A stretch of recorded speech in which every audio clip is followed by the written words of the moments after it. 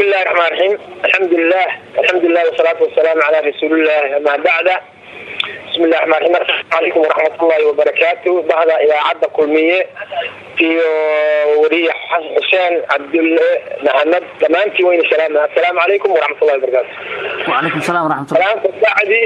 ما أنت يكون هكذا على مقدشة ولا تشيعة oo looga tashanay masiirka Muqdisho iyo culayska haysta shacabka Muqdisho degan waxaana meeshaas ka hadlay odayaasha dhaqanka ee gobolka Banaadir waxay ka hadleen culayska haysta wadooyinka xiran dadka dhibaataysan dhowr jeer horena waa ka hadleen maanta arrintaas inaan ka hadlayno khamiista hore waa sheegnay haddana waa ka hadalnay dawladana dagay furska ka gashatay waxay dagay ka fureysatay inay shacabka maqasho ma rabto inay dhaqanka maqasho ma rabto haddana waxa la soo gaaray in ay cusub la dhigayaba oo la soo bilaabo tarmo la soo bilaabo siyaasad la soo gaartay marka maxaa idin soo baxa kulankiina maxaa go'aana ama maxaa talooyin waa soo jeedisaan talooyin qodobada la soo saaray ay kamid tahay alaafada siyaasadda dawladdu inay ka jawaabto ee wadooyin ku furto hadii jawaabahaas dawladda laga yahay kulan kala laga yeelna markaas ka bacdi wixii jawaab ka boon la soo saaray insha Allah marka cid aad hadda la hadasheen oo aad go'aanadiina la wadaagteen ma jirtaa marka laga rabo in meediyaha ama warbaahinta aad isticmaashaan waxna la hadlay oo la wadaagnay oo dawladda ka socda ma arag dawladda maaragtay u jilacsan shacabkeeda ama u jilacsan maaragtay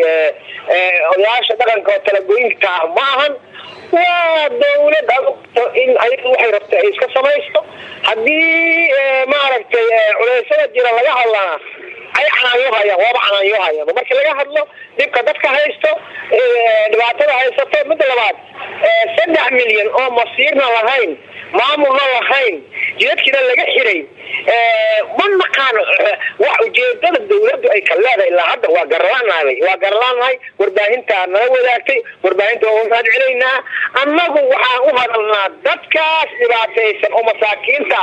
oo wax u maqan aysan jirin ilaahay u maqan siga abuurtay waa ka hadlaynaa awya maalimaan ka hadlaynaa dadka haysto wadooyinkaas xiran ganacsiga waa xirmay dadkii qaf gudubta suuq bacad ma soo laaba kartaba waa la leeyahay faalnaa manhoys marka beledka xiran oo dhibaataysan maaragtay dadka lagu dhibaateeyo dadka lagu dilo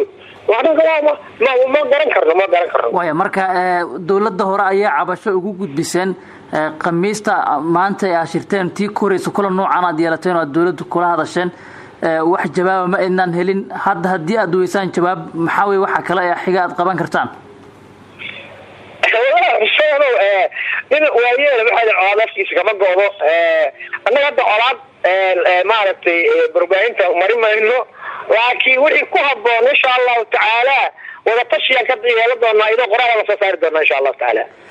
wadooyinka Muqdisho way xirnaan jireen dawladda hadda jirta ka hor dadkuna waa lagu dili jiray qarxi waa dhici jireen hadda maxaa culayska gaarka ugu yeeshay nabadoon wallahi xuseen oo geed soo xirnaaji hadda ma xirno dhagxaana la dhigay ilaa iyo 3 mitir 4 mitir ilaa 10 mitir hoos wadada meel walba loo dhigay hadda awal waxa soo gaaray in kuwa warkayni goorma lagu xumaynayo kuwa cusub haddana telefoon u soo bilaabay leeyahay hadda caawa laakiin warkaas waanu wali wada soo gaaro waayo ma hubo hadda culeysbu ma dhinin hadda dhagax ka maqan ma jirin oo hadda meel banaano dhagax la dhigaa inuu ogida oo hadda banaanba marka waxaan u hadlaynaa dhagaxanta lama dhigi jirin aska taagnaa jirtay baabuurta fiir jira waa iska deeqay laakiin baabuurta dhagaxan loo dhigo dhagaxanta ay sidii wadada madaxtooyada oo meelaha ay galaan oo kale dhagaxan loo dhigo anuu ma arki jirin waa wax lagu cusub waaya marka noloshu way adag tahay dadku xaalad adag bay ku jiraan dawladuna dadaal oo ma yare tabari waxay geysay wadooyinkii xirto si amni loo helo walina may hagaagin qorshe kale oo dadkiina culayska uga harayo dawladdiina shaqadeeda ku qabsan karto ma dejiseen inta kulamada aad wadeen wallahi xuseeno arrimo badan laga wada hadlay dad badan dibadda iyo dad gudaha waa ka wada hadlay culayskan jiro aqoon iyo dhaqanka kulli looma kala maqno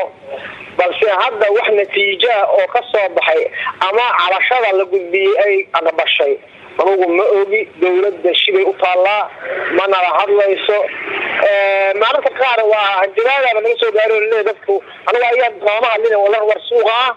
marka bal insha Allah taala tan 48 saacad oo yaasho ay dawladdu qabteen 48 saacad dhamaatana insha Allah war qoraal la soo saari doona dilaan